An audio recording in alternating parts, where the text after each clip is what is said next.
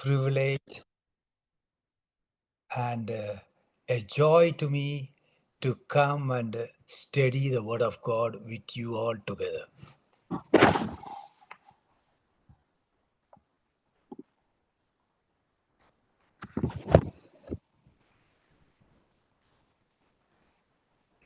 It's really a joy to hear also all your songs as usual. And you all know the topic is head of all things. We are studying in the book of Colossians.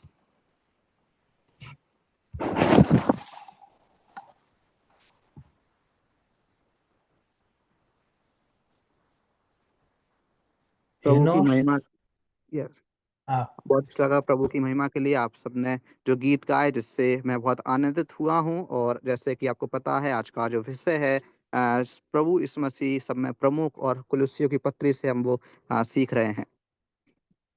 so after some weeks of break, we are starting again our study in this book of Colossians. Last time we have seen the 8th lesson, heavenly living. Today we are going to see the 9th lesson. और पिछले काफ़ी हफ्तों से बीच में जो break आ गया था, जो रुकावट आ गई थी, उस वजह से हम पिछले बार जो अध्ययन किया था वो 8वें केंद्र पे अध्ययन किया था कुलुस्सियों की पत्री से, कि वो स्वर्गीय जगह। और आइए हम 9वें केंद्र बिंदु पे जाएंगे और उसका अध्ययन करेंगे, 9वें पॉइंट का अध्ययन करेंगे। So as I told you, there are 12 lessons. We are now studying the 9th. Still more 3 lessons to go to finish this study. और जैसे कि आपको पहले ही बता दिया था कि इसमें जो 12 मुख्य बातें हैं, और हमने 9वीं बात आज हम सीखेंगे, और 3 और बची रहेंगी इसके बाद। और उसके बाद ये स्टडी सब्जेक्ट और ये विषय समाप्त हो जाएगा। So the topic for today in our 9th lesson is dressed in Christ for daily living. और 9वां मुख्य बात का विषय है कि प्रभु में कैसे तैयार रहें, ताकि हम अपना जीवन को सही तरीके से इस्तेमाल करने पाएं। So the passage for our reading is Colossians 3rd chapter 12 to 17th verse. और इस वजह से और उसका आज का हम वचन को देखेंगे, कुलुस्सी उसका 3 अध्याय 12 से लेके 18 वचन तक। और आइए हम उसको पढ़ेंगे। इसलिए परमेश्वर के चुने हुओं की नाई, जो पवित्र और प्रिय हैं, बड़ी करुणा और भलाई और दीनता और नम्रता और सहनशीलता धारण करो। और यदि किसी को किसी पर दोष लेने को कोई कारण हो, तो एक दूसरे की सह लो और एक दूसरे के अपराध क्षमा करो। जैसे प्रभु ने तुम्हारे अपराध क्षमा किए, वैसे ही तुम भी करो। और इन सब के प्रकार ऊपर प्रेम को, जो शुद्धता का कटिबंध है, बांध लो। और मसीह की शांति, जिसके लिए तुम एक देह होकर बुलाए भी गए हो, तुम्हारे हृदय में राज करे, और तुम धन्यवादी बने रहो। Okay, thank you. So here in this passage, Paul is telling the Christians how to live a holy life.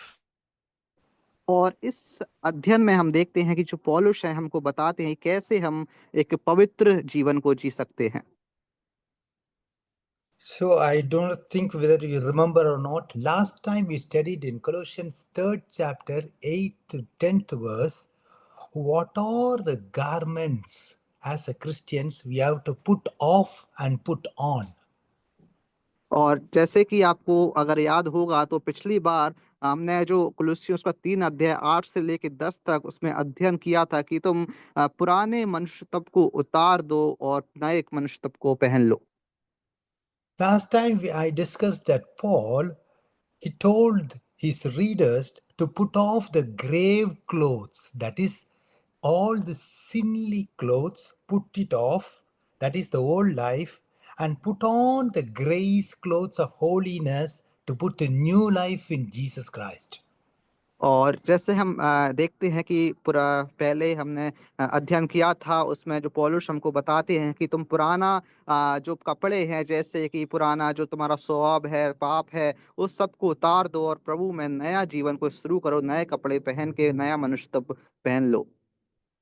So, today we are going to see what are the qualities of the new life, what are the motivations of the new life.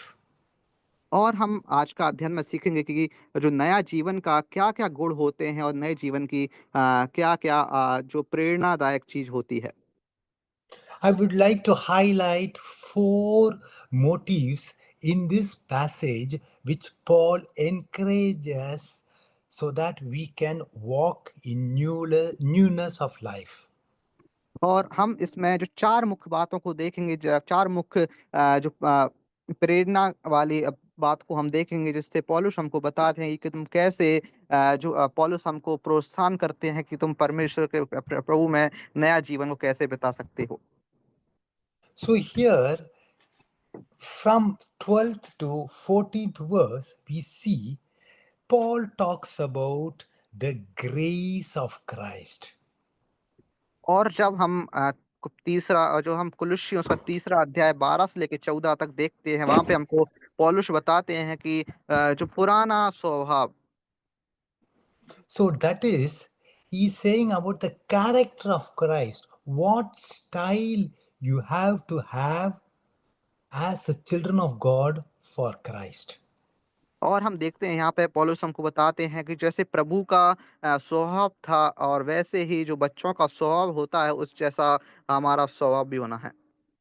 So that is our first motive, that is what kind of dressing, what kind of wardrobe we have to have so that we can reflect Christ's character. और जब हम इस बात को मुख्य बात को देखते हैं कि पौलुस हमको जो प्रेरणादायक पहली बात हमको बताते हैं कि जो भी तुम्हारे पास जो अच्छा स्वभाव है उसको पहन लो, ताकि तुम प्रभु यीशु मसीह जैसे प्रभु यीशु मसीह जैसे रिफ्लेक्ट करने पाओ, उनके जैसे दिखने पाओ।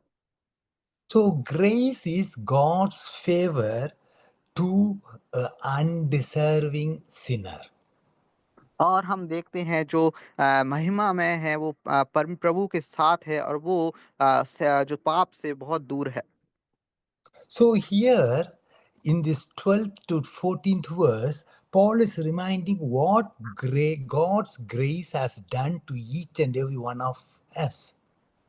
और हम देखते हैं कि 12 से लेके 14 वचन तक इसमें लिखा हुआ है कि कैसे प्रभु के अनुग्रह से हम क्या कर सकते हैं, और प्रभु के अनुग्रह से हमको क्या मिला है। So, here we see in the 12th verse, the first thing, God choose them. That is why he uses the word elect. Elect means chosen of God. और हम देखते हैं कैसे 12 वचन में कि जो चुने हुए का अर्थ है, जैसे कि प्रभु ने हमको चुना हुआ है, और इसमें लिखा हुआ है वचन में भी कि परमेश्वर के चुने हुए। So when we read in Deuteronomy 7 chapter 7th and 8th verse, there we see the wonderful picture of salvation which God gives us through the people of Israel through Moses.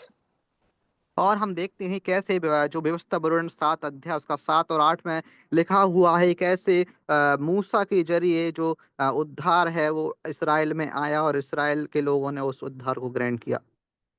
So we can read this passage, Deuteronomy 7th and 8th verse, और please. आइए हम इस वचन को पढ़ें, 7 अध्याय उसका 7 से लेके 8 तक।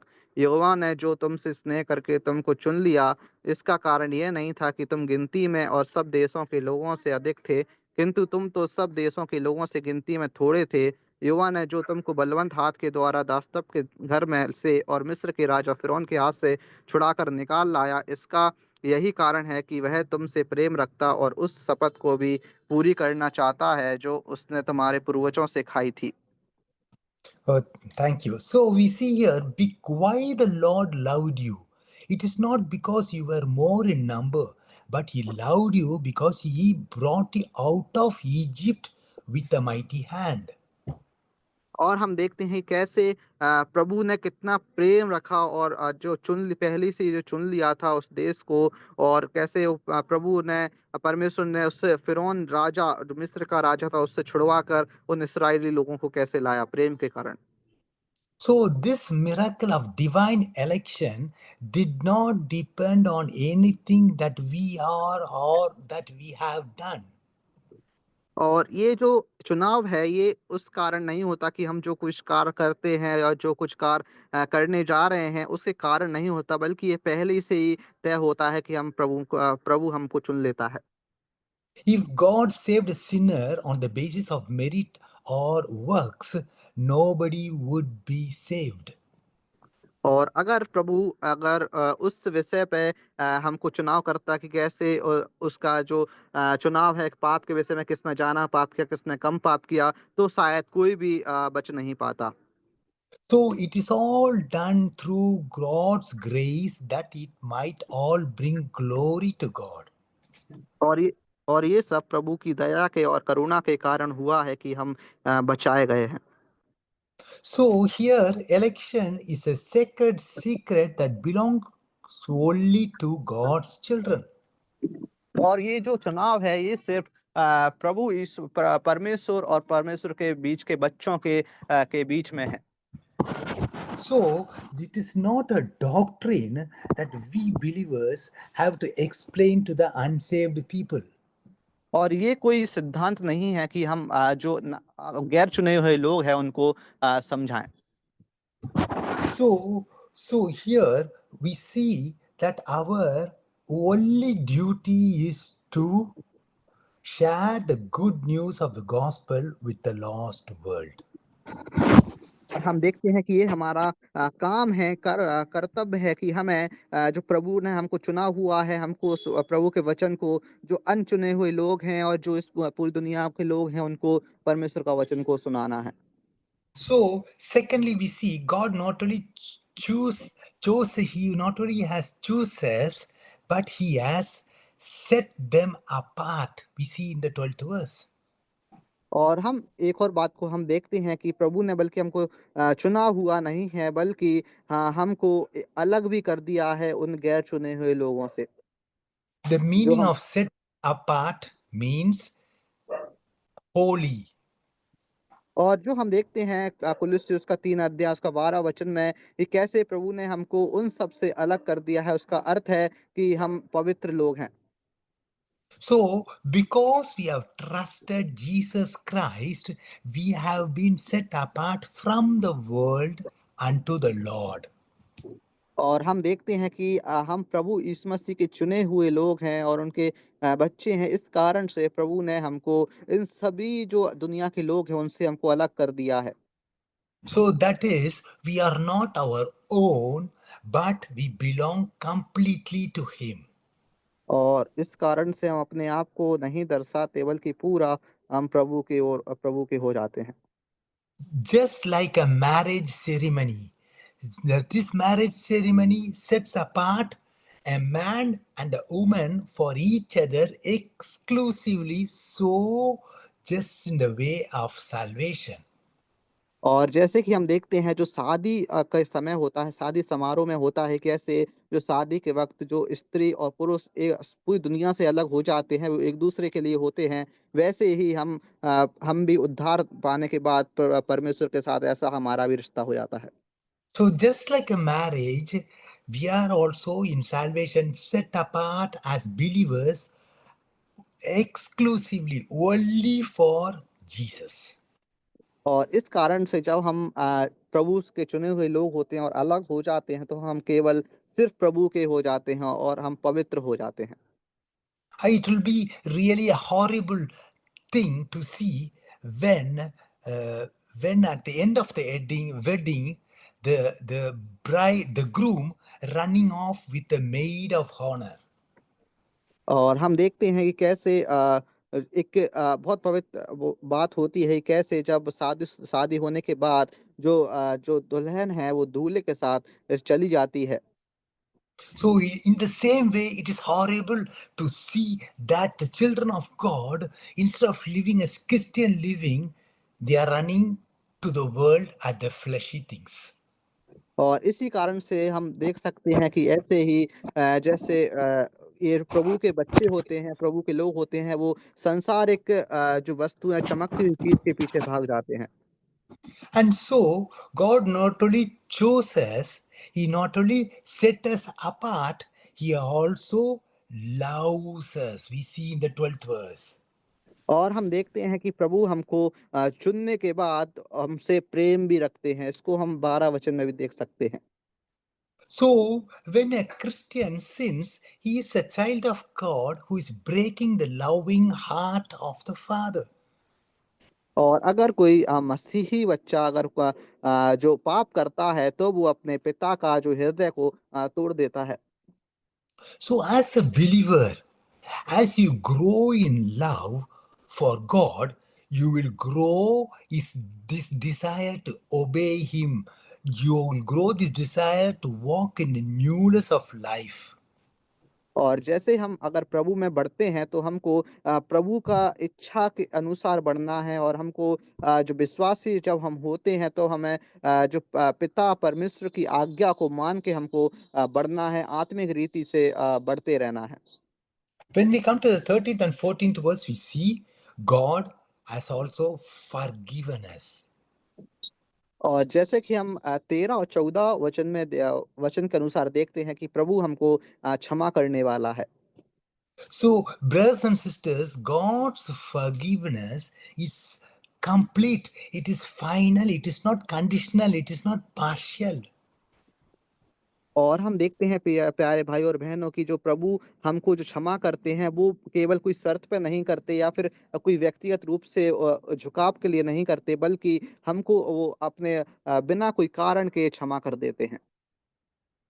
So, you might ask me, how is the Holy God able to forgive us guilty sinners? और जैसे कि अगर आप हम मुझसे पूछो कैसे जो प्रभु है जो बहुत जाना गहरे पापी लोग होते हैं हमको कैसे क्षमा कर देते हैं। It is only because of the sacrifice of Jesus Christ on the cross. और ये इसलिए है क्योंकि जो प्रभु यीशु मसीह का क्रूस पे बलिदान होना। So we see here the grace of God is that is we have been chosen by God, we have been set apart for Him, loved by God, and forgiven by God. और जैसे कि हम देख सकते हैं हमने जो 3 मुख्य बात पे अध्ययन किया कि कैसे प्रभु हमको चुनता है और उसके बाद प्रभु हमको चुन के इस संसारिक लोगों से अलग भी करता है और कैसे प्रभु हमको क्षमा भी करने वाला है। So these are all the gracious blessings which God has given to us. और ये सारी जो करुणा है प्रभु ने हमको दिया है आशीष के रूप में। So, as Christians, here Paul is saying in the 12th verse, we have to put on the beautiful graces of the Christian life. और और जैसे कि हम यहाँ पे देखते हैं 12 वचन में कि पौलुस हमको बताते हैं कि तुम परमेश्वर का जो करुणा है उसको पहन लो और उसके अपने ऊपर उतार लो।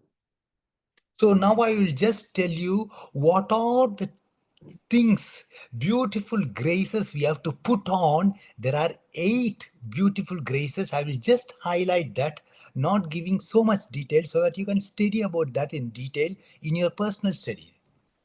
और मैं अभी अंकल जी हमको जो 8 मुख्य बात है करुणा की वो हमको बताएँगे और जो मेन जो हेडिंग है, मेन जो मुख्य बात है उसको हम दर्शाएँगे, उसकी गहराई में नहीं जाएँगे। So, here, the first beautiful grace which we have to put on as a Christian here in the 12th verse is put on tender mercies. और हम देखते हैं जो पहली मुख्य अनुग्रह है जो प्रभु ने हमको दिया है, इस 12 वचन में हम देख सकते हैं वो है एक करुणा, बड़ी करुणा। So, as believers, we need to display tender feeling of compassion toward one another. और हमको यहाँ पे देखते हैं कि एक-दूसरे के ऊपर हमको भलाई और करुणा हमको करते रहना है। It is a constant attitude of heart that makes us easy to live. और ये बहुत जाना एक जो स्थिर चीज़ है जिससे हम परमेश्वर का जीवन में प्रभु के जीवन से हम बढ़ सकते हैं। The second thing here in the 12th verse, we have to put on kindness.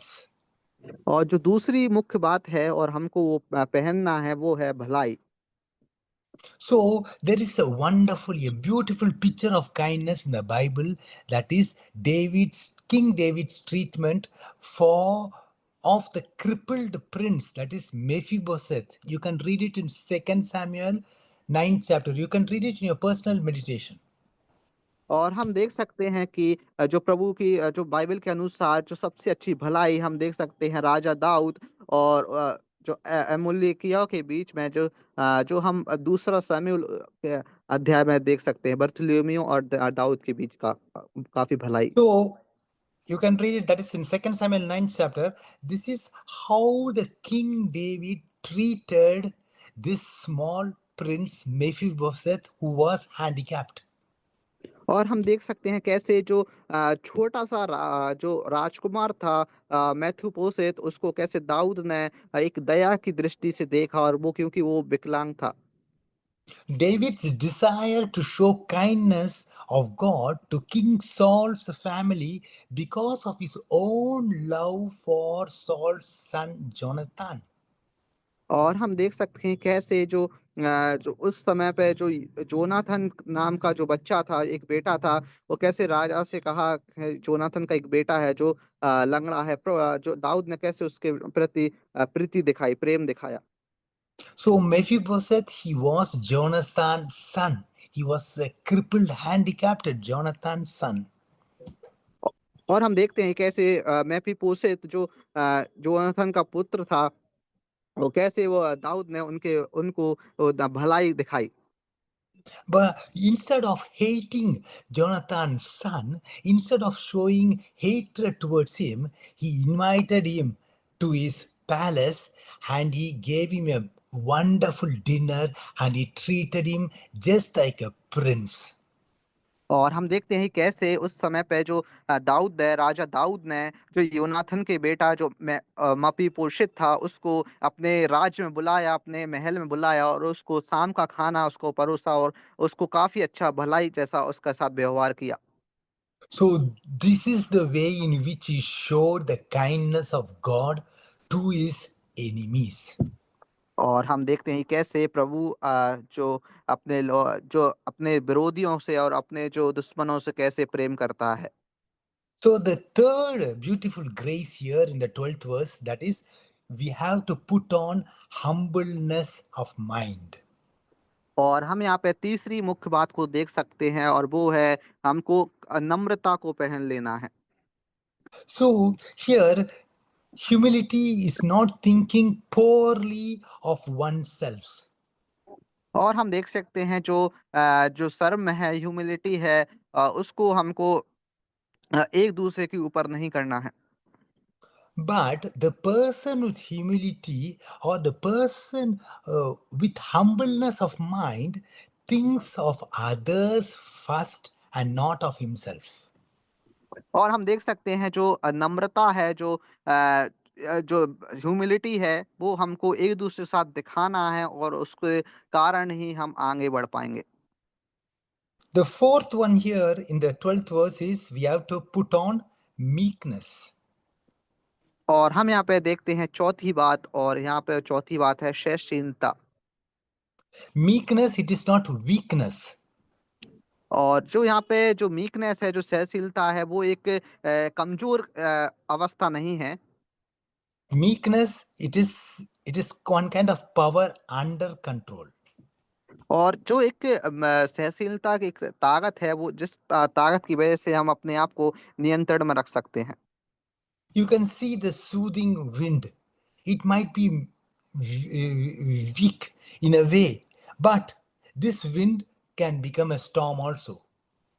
और जब अगर आप अपने आसपास देखते हो कि एक हल्की हवा चलती है और हम देख सकते हैं उस हवा से एक बहुत बड़ा तूफान भी आ सकता है। There is also medicine which is being used correctly can heal us. Too much medicine can kill us.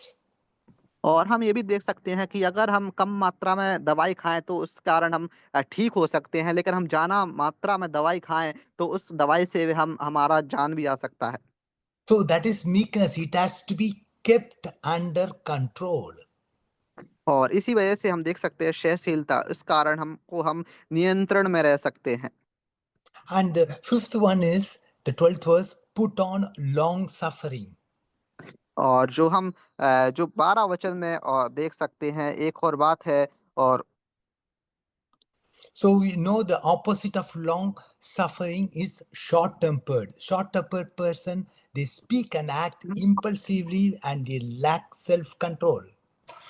हम देख सकते हैं जो लॉन्ग सफरिंग है, जो जाना देर तक वो सहनशीलता प्राप्त कर सकता है, उसका जो विरोध में अपोजिट होता है कि वो बहुत जल्दी उसके गुस्सा आ जाता है और बहुत जल्दी उसका सिर पे गुस्सा चढ़ जाता है। So when a person is long suffering, he can put up with provoking people. और हम देख सकते हैं कि अगर जो सहनशीलता वाला व्यक्ति होता है, उसके अगर कोई भी किसी को कुछ कह दे तो वो सहन कर लेता है। Yes, brothers and sisters, it is wrong to get angry quickly at the wrong things and also for the wrong reason. और हाँ, मेरे प्यारे भाई और बहनों, अगर आप बहुत जल्दी गुस्सा हो जाते हो तो ऐसा नहीं करना है, क्योंकि हम कुछ भी गलत बात पे यदि हम गुस्सा हो जाते हैं तो ये हमारे लिए बहुत नुकसानदायक वाली बात है। So the sixth one here is we have to put on forbearance. 13th verse. और हम यहाँ पे जो चौथी बात देखते हैं कि किसी की दोषी के कारण ना हो। What is forbearance? That is, God is forbearing towards sinners in that He holds back His judgment. और हम यहाँ पे देख सकते हैं 13 वचन में कि और यदि किसी को किसी पर दोष देने को कोई कारण हो तो एक दूसरे की सह लो और एक दूसरे के अपराध क्षमा करो, और जैसे प्रभु ने तुम्हारे अपराध क्षमा किया है वैसे ही तुम भी करो। So the seventh one here is we have to put on forgiveness. 13th verse. और जो सातवीं बात है वो हम देख सकते हैं 13 वचन से ही कि क्षमा करना। So the forgiveness opens our heart to the fullness of the love of God. और जो क्षमा करना है कि हमको अपना पूरा हाथ को खोलना है और जो पूरा नम्र होकर और उस व्यक्ति को हमको क्षमा कर देना है। So the very instant we have a complaint against another person, we should forgive him in our hearts. और जो हमारे बीच में यदि कोई परेशानी दिक्कत आती है, जो हमारे बीच में हमारे दिल हृदय में रहती है, So we should always be ready to forgive the troublemaker. और हमेशा हमें उस व्यक्ति को क्षमा करना है जो मुश्किल हमारे बीच में लाता है। And the eighth one we see here in the 14th verse, that is, we have to put on love. और हम यहाँ पे देख सकते हैं 14 वचन से कि जो 8वीं बात है कि सबके ऊपर प्रेम। So this is the most important of all the Christian virtues. और ये सारी बहुत जाना मुख्य बातें हैं जब हम मसीही जीवन में। So we as a true Christian love, having true Christian love, we can read it in 1 Corinthians 13 chapter. There we see love is the first of the fruit of the Spirit. और हम देख सकते हैं पहला कुरिन्थियुस का 13 अध्याय में कि जो मसीही में सबसे पहली उत्तम चीज होती है वो है, पहला फल होता है वो है प्रेम। So, brothers and sisters, when love rules in our hearts, it unites all these spiritual virtues so that there is beauty, so that there is harmony in our spiritual life. और हम देख सकते हैं जो प्रेम है, प्रेम के कारण हम अपने जीवन में एक अच्छा नम्र स्वभाव ला सकते हैं, और प्रेम के कारण हमारे जीवन से लोग बदल भी सकते हैं और अपना स्वभाव हम प्रभु के जैसे कर सकते हैं। So now we have seen here this is the first motive, that is the grace of Christ. We will now go into the second motive, that is the peace of Christ. और हमारा जो पहला प्रेरणादायक जो मुख्य बात थी वो थी जो प्रभु का अनुग्रह। अब दूसरी बात है कि प्रभु में शांति। So the rule for a Christian is we have to live by Christ's peace. और जो हमारे बीच में जो एक नियम है और हमको जैसे जीना है, हमको जैसे अपना जीवन को प्रभु में बिताना है, एक शांति पूर्वक जीवन हमारा होना चाहिए। We read that in the 15th verse. In the 12th and 13th verse, Paul was talking about character. From character, he comes to conduct. और हम जो कुलुस्सियों उसका 3 अध्याय 12 और 13 वचन में है कि वहाँ पे हम गुणों के बारे में देख सकते हैं मसीह जीवन के लोगों का, और उस गुणों से हम यहाँ पे जो एक कैरेक्टर में आ गए हैं, गुण में आ गए हैं, और प्रेरणादायक बात में हम देखते हैं। So, how can a Christian know when he is doing God's will? और यहाँ पे कैसे हम देख सकते हैं कि जो मसीह लोग कैसे जान सकते हैं कि प्रभु की इच्छा क्या है? The one answer is it is the peace of Christ in the heart. और वो एक ही उत्तर है उसका, जैसे जो Yes, प्रभु का शांति believers, हमारे हृदय में। yes, believers, when you lose the inner peace, you will know that you are disobeying God in a way.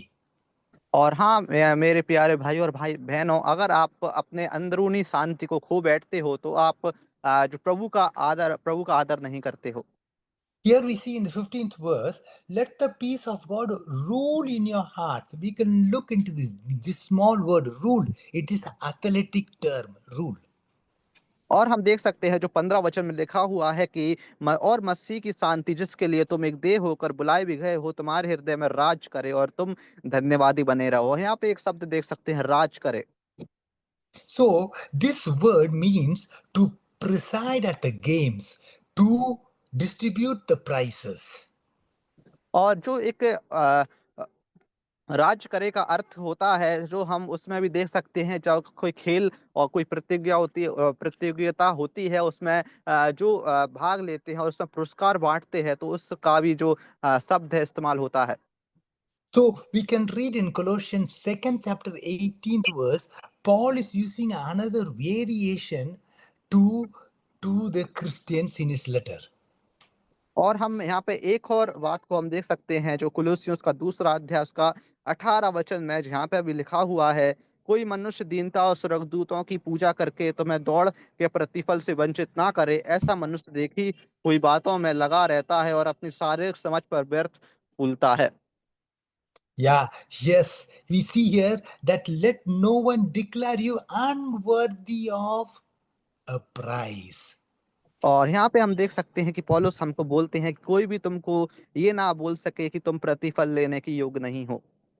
You have to understand in the Greek games, they were judges who rejected the contestant who were not qualified and who disqualified those who broke the rules.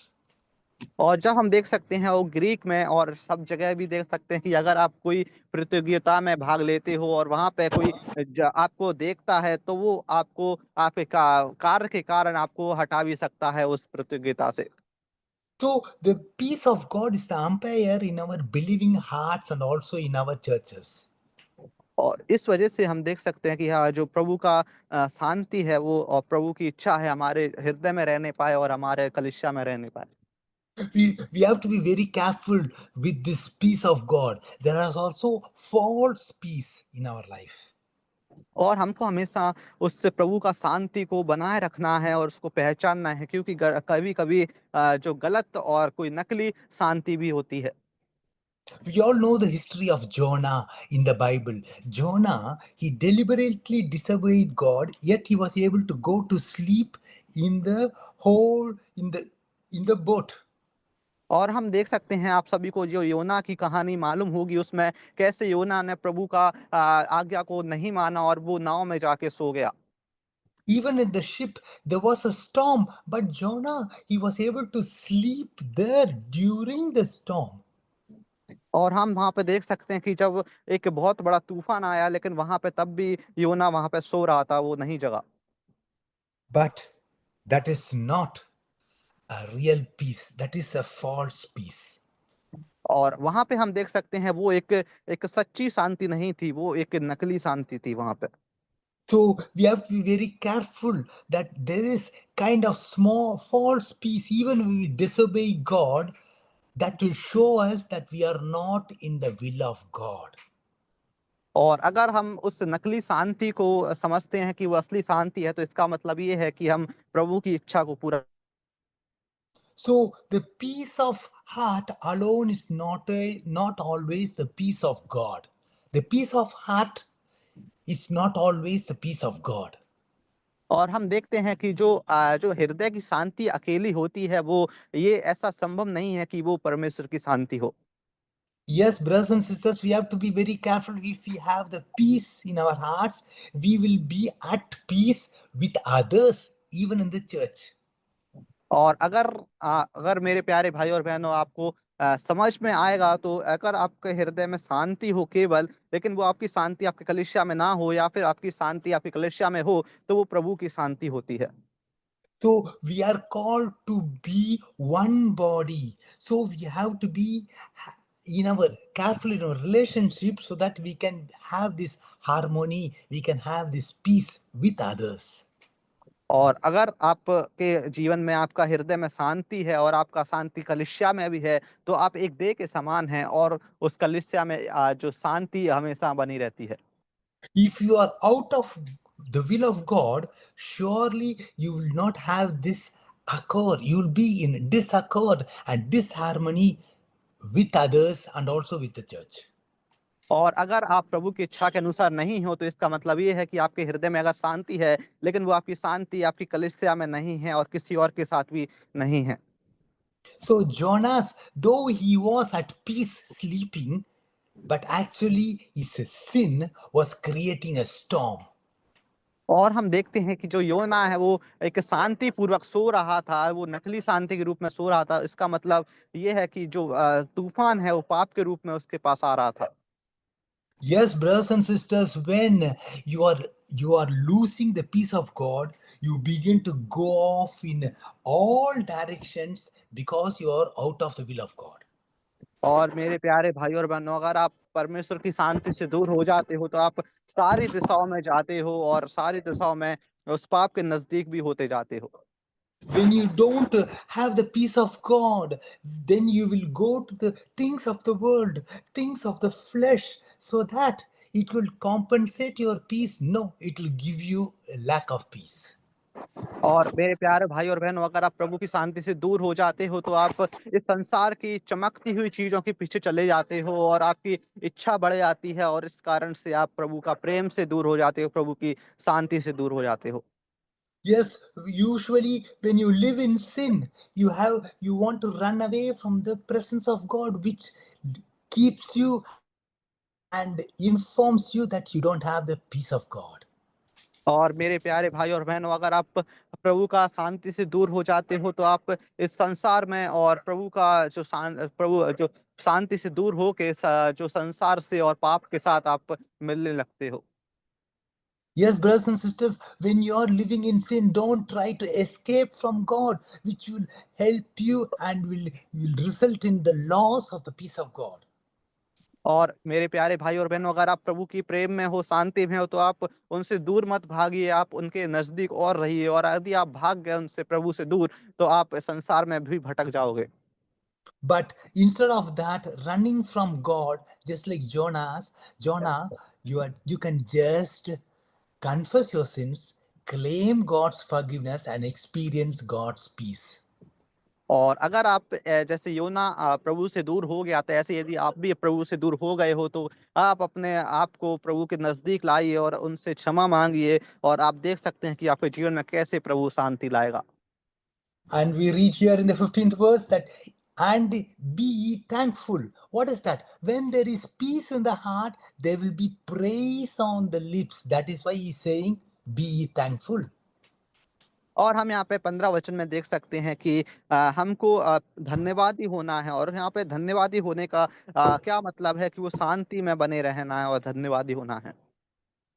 So now we have seen two motives here. Now we are going to the third one. That is in the 16th verse, the word of Christ. Melody, singing Christ's word. और जब हमने अभी दो मुख्य बातों को देखा, पहली बात करुणा, दूसरी बात जो शांति, प्रभु की शांति, और तीसरी बात हम देखने जा रहे हैं मसीह के वचन।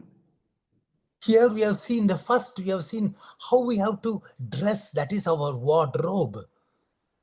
और हमने जो पहली बात सीखी, कैसे हमको जो पहनावा पहनना है अपने जो जगह से, उस कपड़े रखने वाली जगह से।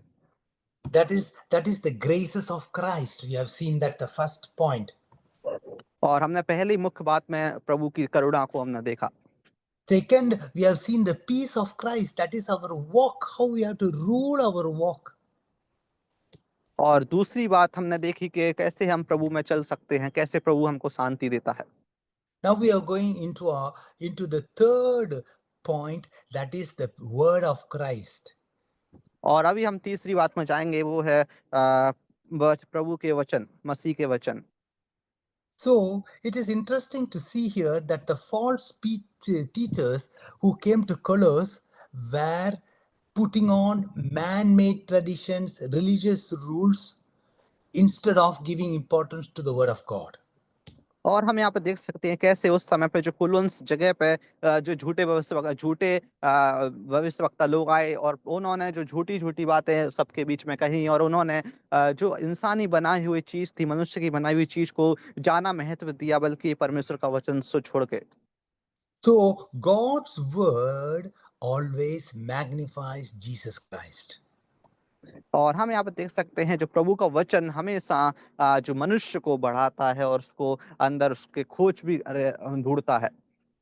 So the word of God will transform our lives if we will and we permit us to dwell in that word richly.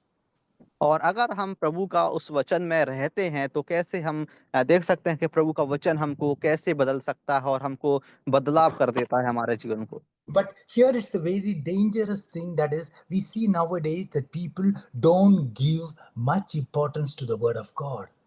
और यहाँ पे एक सबसे खतरनाक चीज है यहाँ पे चल रही है आज के समय में, कि लोग प्रभु का वचन को जाना महत्व नहीं दे रहे हैं। They give more importance to movies, to musical performance, various entertainments than in God's word. और हम देखते हैं कि जो आजकल के लोग हैं वो सबसे अनामहत्व प्रभु का वचन को छोड़ के जो गानों में और जो संगीत में और जो पिक्चरों में और जो अपने जो मनोरंजन चीज में, दुनिया की मनोरंजन चीज में दे रहे हैं। Here we see in the 16th verse, we see Paul gives a relationship between our knowledge of the Bible and also our expression of worship in song. और हम यहाँ पे 16 वचन में देख सकते हैं कि पौलुस जो प्रभु का वचन से बल्कि हमको सिखा रहे हैं और भी हम सीख भी रहे हैं कि कैसे जो प्रभु का अनुग्रह और जो ज्ञान कैसे पा सकते हैं वचन के अनुसार। Yes, brothers and sisters, if we don't know the Bible and if we are not able to understand it, we can't honestly sing the songs, Bible songs from our hearts. और अगर मेरे प्यारे भाई और बहनों, अगर आपको प्रभु का वचन आप नहीं जानते हो और उसको नहीं समझ पाते हो, तो आप प्रभु के वचन से, जो बाइबल से जो गाने बने हुए हैं, गीत बने हुए हैं प्रभु की महिमा करने के लिए, उसको भी आप ढंग से नहीं गा पाओगे।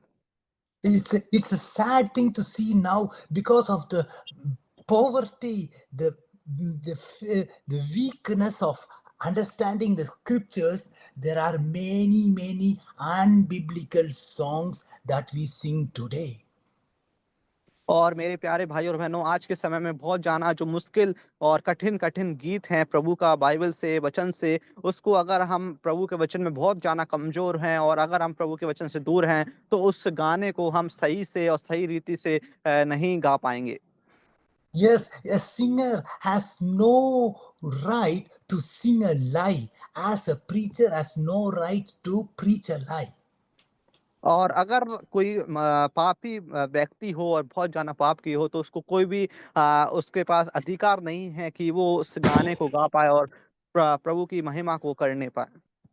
It is a very sad thing to see many Christian songs nowadays are written by people with little or no knowledge of the Word of God.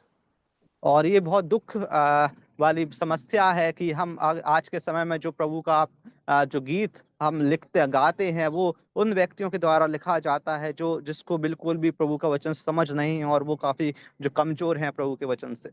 So here Paul is saying that it's very dangerous to separate the praise of God from the Word of God. और यहाँ पे पौलुस हमको बता रहे हैं कि ये बहुत जाना कठिन बात है कि हम प्रभु की आराधना करने के लिए और उसकी स्तुति करने के साथ और जो वचन को जोड़ के उसको अलग करने का बहुत जाना मुश्किल बात है। So, brothers and sisters, our singing must be with grace. तो यहाँ पे मेरे प्यारे भाई और बहनों, हमारा जो गीत है परमेश्वर की स्तुति के लिए वो एक अनुग्रह का गीत होना चाहिए। This that does not mean that we have to sing in a gracious way, but we have to sing God's grace in our hearts. और इसका मतलब ये नहीं है कि हमको अनुग्रह में ये गीत गाना है, बल्कि इसका मतलब ये है कि हमको हमारे हृदय में जो गीत है वो अनुग्रह से होना चाहिए। That is, we have to sing because we have God's grace in our hearts. और हमको ये गाना इसलिए गाना है क्योंकि हमारे हृदय में प्रभु का अनुग्रह होना चाहिए।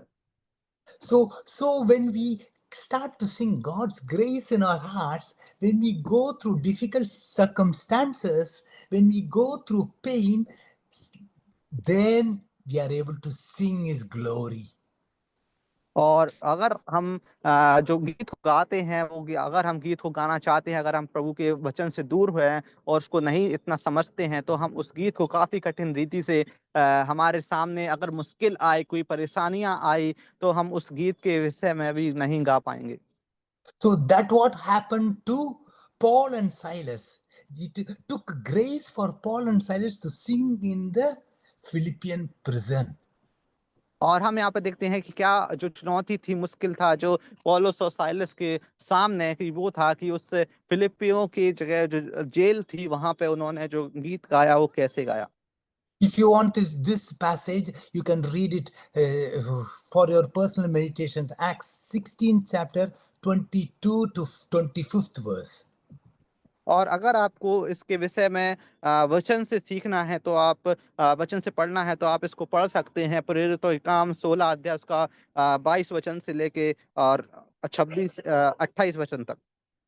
Yes, brothers and sisters, as we want to sing praises to God, it is to display our fleshy talent or it is to demonstrate the grace of God in our hearts. और मेरे प्यारे भाई और बहनों, अगर आप प्रभु का स्तुति के लिए गीत को गाते हैं तो इसका मतलब ये नहीं है कि आपको जो आपको इस गीत को लोगों के बीच में एक सराहना के लिए गाना है या फिर आपको एक मनोरंजन के लिए गाना है, बल्कि आपको अपने हृदय से गाना है और प्रभु की स्तुति के लिए गाना है। We all know, perhaps you might have read the letter to Ephesians where Paul is giving importance to be filled with the Spirit. और यहाँ पे हम देखते हैं कि जो फिलिपियों ने जो पौलुस को जो पत्र लिखा था उसमें वो लिखा था कि वो अपने आत्मा से भर के जो गीत को गाए। It is Ephesians, huh? I think you have told Ephesians. It is in the letter to Ephesians, Paul is telling to be filled with the Spirit. और यहाँ पे जो इफिसियंस की तरफ से जो पत्र था उसमें लिखा हुआ था वो आत्मिक रीति से भर कर उस गीत को गाए। But here in this letter to the Colossians, he is giving the importance being filled with the Word of God. और जब हम यहाँ पे देखते हैं जो कुलुस्सियों की तरफ से पत्र था उसमें जो प्रभु का वचन से भरा हुआ पत्र था। So, how can we tell that if a believer is being filled with the Spirit? और कैसे हम ये बोल सकते हैं कि हाँ आत्मा में भर के। He is joyful, he is thankful, he is submissive.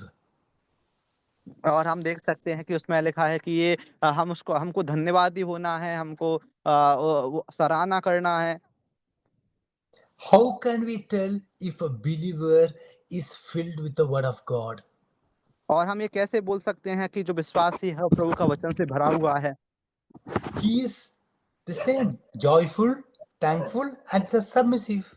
और उसी प्रकार हाँ उसमें भी देख सकते हैं कि वो उसको एक धन्यवादी होना है, उसको आनंदित होना है और उसको सब वो समर्पित होना है।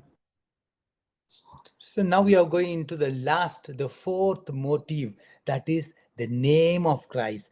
That is the signature, that is the label of Christ. और हम चौथी बात पे जाएंगे, आखिरी मुख्य बात पे जाएंगे, वो है एक प्रभु में जो का उसके समीप होना और उसका जो वचन के से या काम से कुछ भी करो सब प्रभु के नाम से करो, उसके नाम से हमको सब कुछ करना है।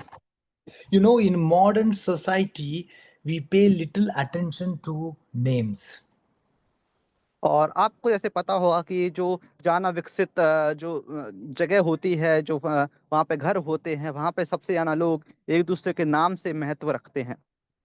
But in the ancient world, it held to be having a man's name, it is the utmost importance.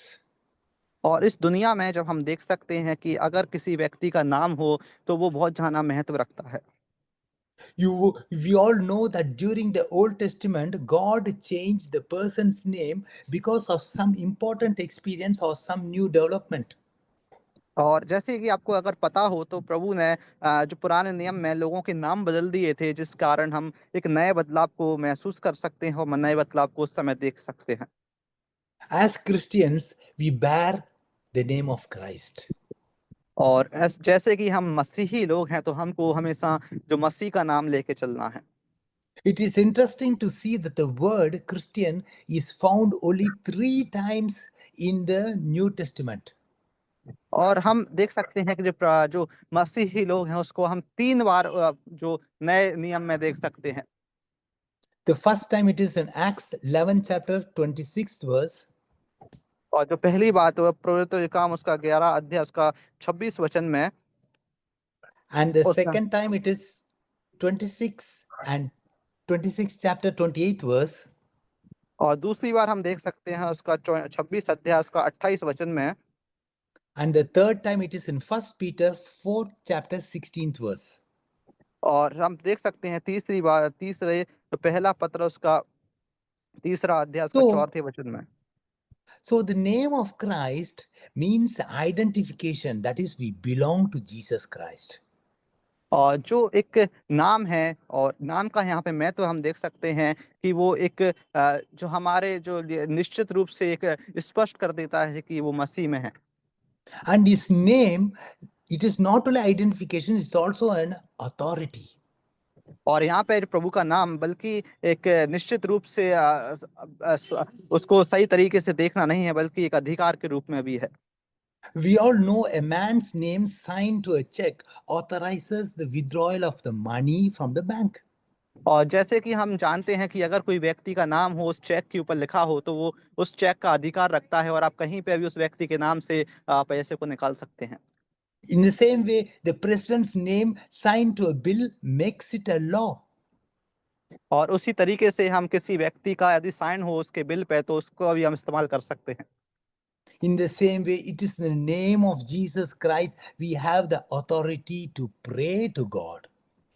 और इसी तरीके से हमारे पास प्रभु यीशु मसीह का नाम है एक अधिकार के रूप में जिससे हम परमेश्वर से प्रार्थना कर सकते हैं। Because Jesus Christ is God, He died for us, we have the authority in His name. और क्योंकि प्रभु यीशु मसीह हमारे लिए एक जो परम मुख्य परमेश्वर है जो हमारे पापों के लिए मरे और उस क्रूस पर बलिदान हो गए।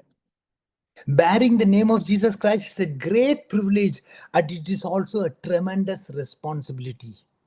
और प्रभु यीशु मसीह का नाम अगर हम लेके चलते हैं तो ये बहुत जाना जिम्मेदार वाली चीज होती है और बहुत बड़ी जो हमारे बीच में अधिकार उस नाम रखता है। Sometimes we suffer persecution because we bear His name. और कभी कभी हम उस ताड़ना को सहते हैं क्योंकि हम मसीह का नाम को लेके चलते हैं।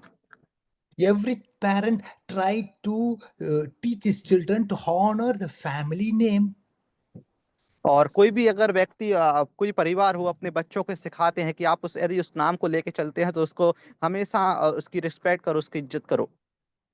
So, whatever we do in the name of Christ, it ought to be joined with thanksgiving.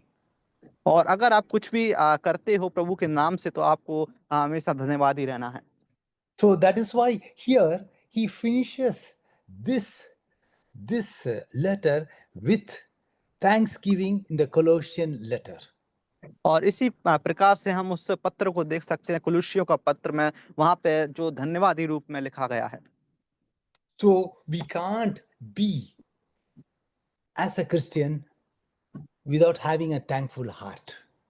और अगर हमारे पास यदि धन्यवादी हृदय नहीं है तो हम एक मसीही व्यक्ति भी नहीं है। So I will just see that now we have seen 4 spiritual motivations for godly living. और आइए आज हमने जो 4 मुख्य प्रेरणादायक मुख्य बातों को सीखा जिससे हम जो प्रेरणादायक बात को हम समझ पा रहे हैं। This is all we need to be in style for Christ. और इसी कारण से हम प्रभु में एक अच्छी रीति से रह सकते हैं। The first thing is our wardrobe, it's our outfit, that is the graces of Christ. और पहली जो बात है वो मुख्य बात है वो हम देख सकते हैं कि जो प्रभु के अनुग्रह को हमको पहनना है अपने ऊपर, शरीर के ऊपर। The second thing, it is our walk to get the peace of Christ in our daily walk with Him. और दूसरी मुख्य बात है हमको हमेशा प्रभु में शांति के साथ चलना है।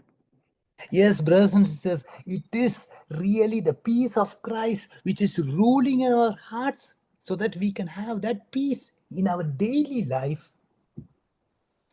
और हाँ मेरे प्यारे भाई और बहनों, उस जो शांति को हमें हमेशा अपने जीवन में रखना है जिससे हम शांति पूर्वक मसीह में और अच्छी रीति से आगे बढ़ने पाए। And the third one, that is the melody, that is the music that means the word of Christ should dwell in us richly. और तीसरी मुख्य बात थी जैसे हमको प्रभु के वचन में बने रहना है और हमको अगर कोई संगीत का इस्तेमाल करते हैं तो वचन के अनुसार हमको करना है।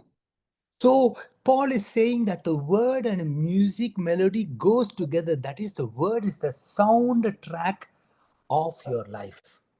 और हमारे जीवन का जो मुख्य एक गीत है वो ऐसा होना चाहिए कि मसीही वचन के साथ साथ जो गीत है प्रभु की स्तुति का गीत वो एक मेल खाना चाहिए। That is the word of God. It has to fill your steps with rhythm. It has to fill your hearts with song, your mouth with encouragement. और हमें हमेशा हमारा जीवन को प्रभु का जो गीत है संगीत के रिदम से बनाए रखना है और उसमें प्रभु का वचन के अनुसार जो गीत है उसको चलना है, उससे चलना है। And the fourth motivation is the label. That is, the name of Christ should be our identification, should be our authority. और जो चौथी मुख्य बात है वो है प्रभु का नाम जो हमेशा हमारे साथ रहता है उसको हमेशा रिस्पेक्ट के साथ रखना है और उस पे अधिकार जो प्रभु का नाम है उसको बहुत जाना हमारे बीच में कर्तव्य है और जिम्मेदारी वाला काम है उसको बनाए रखना है। So everything has to be done in his name. Every action has to be endorsed by him. और जो भी हम कार्य करते हैं प्रभु के नाम से हम अधिकार करते हैं तो हमेशा वो कार्य को हमें धन्यवादी रूप में और मसीह के नाम के अंदर हमको करना है। So that is why he says in Colossians 3rd chapter 11th verse, Christ is all and in all. और इसीलिए हम यहाँ पे देख सकते हैं कुलुस्युस का 3 अध्याय में कि प्रभु सब कुछ है और मसीही लोगों के लिए।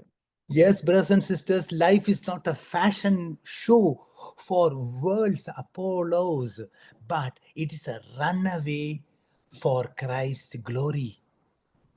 और हाँ मेरे प्यारे भाई और बहनों, ये जीवन एक दिखावटी जीवन नहीं होना है क्योंकि हमको इस जीवन को प्रभु के लिए जीना है और प्रभु के लिए समर्पित होना है। So may God help us to be dressed in His grace. और प्रभु आप सबको सहायता करे कि आप इस विश्वास में और प्रभु के अनुग्रह में बने रहें। May God help us to walk in His peace. और प्रभु हमको सहायता करे कि हम उसके कदमों पे उसके साथ साथ चलने पाएं और शांति पूर्वक। May God help us to move to His word, according to His word. और प्रभु हमको सहायता करे कि हम प्रभु के वचन के अनुसार चलने पाएं।